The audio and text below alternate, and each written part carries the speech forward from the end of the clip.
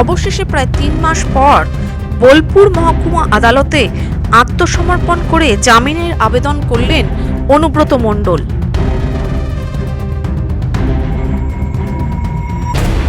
বোলপুর থানার আইসি লিটন হালদারকে ফোনে অকথ্য ভাষায় কদর্য ভাষায় গালমন্দ করার পর প্রায় 3 মাস কেটে গিয়েছে।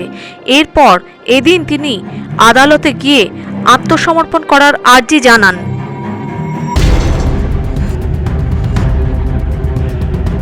ফোনে তিনি বোলপুর থানার আইসি লিটন হালদারের মা ও স্ত্রীর উদ্দেশ্যে যে কদর্য ও অশ্লীল ভাষায় বক্তব্য রাখেন, তাতে সেটি যখন ভাইরাল হয় চারিদিকে প্রচণ্ডভাবে চাঞ্চল্য ছড়ায় এবং শাসক দলও বিশেষভাবে চাপে পড়ে যায়।